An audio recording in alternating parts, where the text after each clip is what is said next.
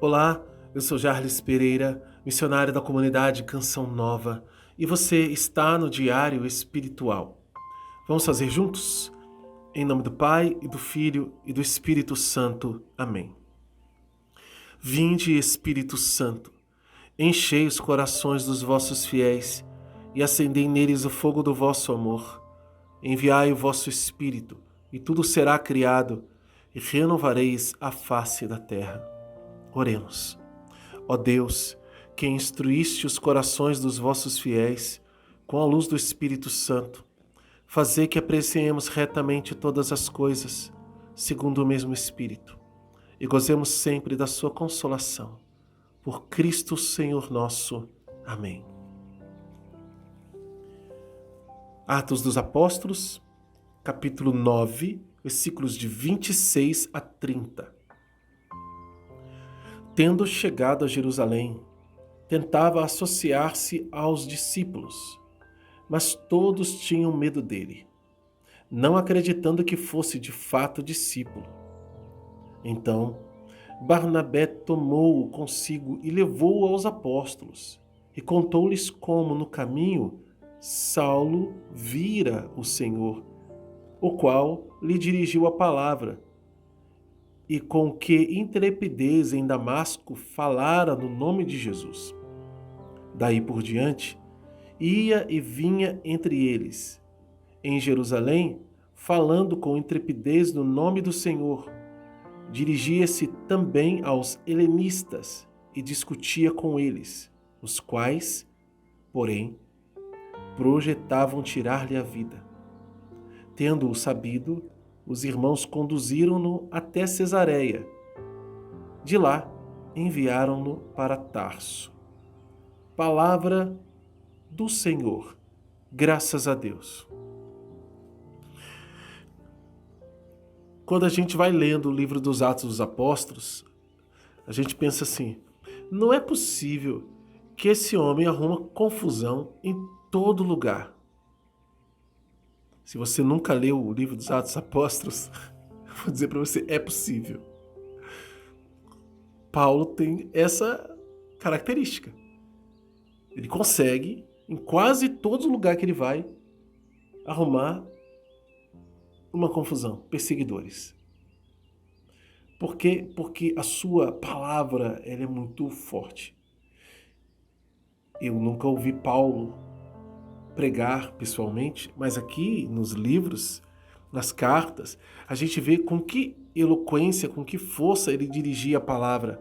E olha que às vezes dizendo assim, olha, eu escrevi com um jeitinho para vocês, tá? Mas quando eu chegar aí eu vou falar no tom que deve ser falado. E tinha gente que não gostava deles nas comunidades, né? A própria carta aos Gálatas, ele dá umas alfinetadinhas ali no povo que não queria saber muito dele. Acontece muito disso. Quando ele escreve a Timóteo, ele fala, cuidado, tem gente que vai aí e fala mal, né? Você pode acolher fulano, mas cuidado com Beltrano, porque ele aqui me fez um terrível mal, mesmo entre os irmãos na fé. De fato, está se cumprindo aquilo que Jesus disse a Ananias. Ele vai sofrer muito por causa do meu nome. E vai. Algumas vezes, porque ele força a barra, né? E outras vezes, sem motivo aparente. Alguém faz um mal gratuito contra Paulo. Quando eu digo que Paulo força a barra, né? Eu digo que na leitura dos Atos dos Apóstolos, a gente vê o quanto Paulo não recua.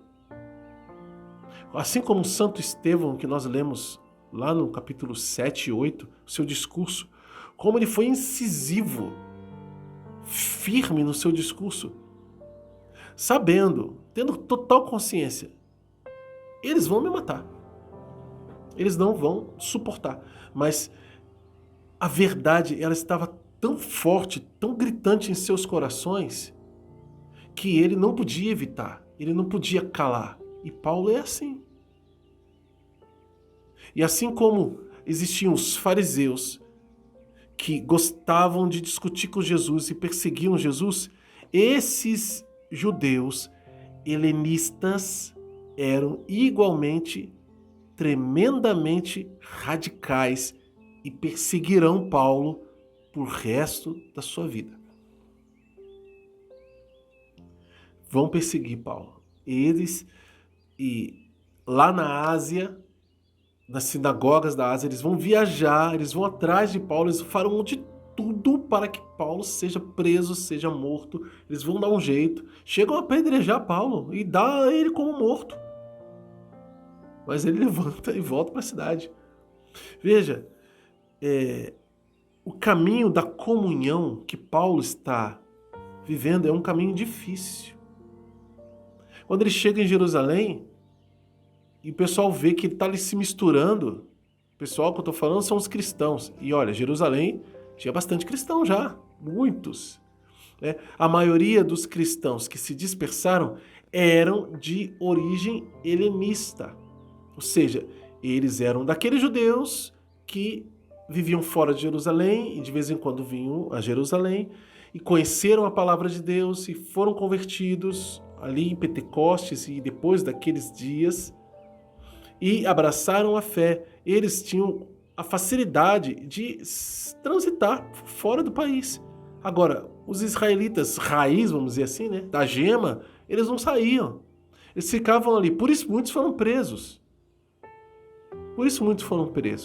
E assim como os cristãos convertidos do helenismo eram firmes, e a gente viu que para instituir os diáconos, a confusão começou com eles, dentro da igreja. Olha, as nossas viúvas estão ficando sem nada aqui, essa distribuição não está legal.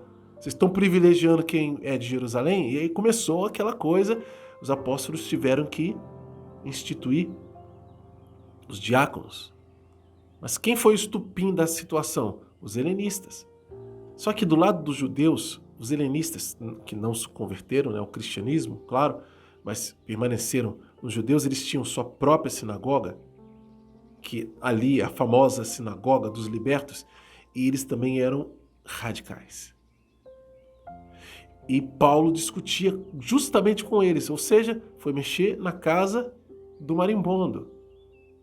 E o marimbondo avançou. Desculpa a comparação ruim, né?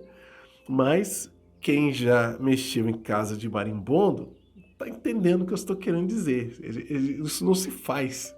Por isso que eu falo, Paulo, força a barra, né? Isso não se faz. A gente tem que dar outro jeito. Ou deixa os marimbondos quietos lá, ou você tem que arrumar toda uma estrutura para poder se livrar daquela colmeia. Porque é como abelhas, são como abelhas. Eles avançam em cima e a ferroada deles é doída. E quem é alérgico, né, corre sério risco. Bom, os helenistas que Paulo discutia eram como a caixa de marimbondos, casa de marimbondos. Eles iam para cima. E eles projetaram tirar a vida. Mais uma vez, aconteceu isso com ele em Damasco. Depois ele foi para Jerusalém. E lá, depois que ele começou a pregar, e ele transitava livremente, pregava com intrepidez, ou seja, aquele destemor, aquela firmeza na fé, e fez com que ele fosse jurado de morte. E os cristãos mandaram ele para longe. A gente pode pensar assim, eu penso muitas vezes, já pensei assim algumas vezes, né? Puxa vida, se imagina se fosse todo mundo como Paulo, né? Mas, gente, são diversos dons. Deus não quer todo mundo igual. Não quer. Isso é a maior afronta, uma das maiores afrontas à criatividade divina é ser todo mundo igual. A grande alegria, a graça de Deus é ter diversidade de dons, diversidade de carismas em todas as áreas da igreja. Essa é a grande alegria de Deus. Então, Paulo é esse apóstolo, que vai ser chamado de apóstolo aí, diferente dos outros. Porque os apóstolos estavam lá em Jerusalém, muitos cristãos mais antigos estavam lá em Jerusalém, mas eles conviviam e evangelizavam de uma outra forma. Eles não mexiam na casa do marimbondo, para ter mais liberdade de evangelizar por mais tempo. Paulo não era desse tipo, ele era ousado. Ele era aquele que não Como é que pode? Não podemos deixar esse marimbondo aí, né? E ir atrás. E fazer comunhão com essa postura não é fácil. Essa palavra também nos diz o quanto é difícil a gente chegar numa paróquia, a gente é novo, né? Novo no bairro, novo na cidade, novo naquele estado, e a gente chegar na paróquia e encontrar lugar, encontrar acolhida. Ainda mais se a gente tem um jeito diferente dos outros, diferente daquela cultura. E é necessário que a gente entenda isso. A igreja nos ensina isso. Nos ensina que a gente deve ter esse cuidado de enculturar-se. Muitos santos fizeram isso. Muitos santos fizeram isso. E, nesses últimos tempos, o Papa São João Paulo II, inclusive, falou muito sobre essa enculturação. E, desde que ele trouxe isso, muito se fala na igreja. Muito se confunde também. Não é sumir a cultura dos outros de maneira deliberada em detrimento da fé, em detrimento de coisas essenciais, de dogmas da nossa fé. Não é isso. Não é isso.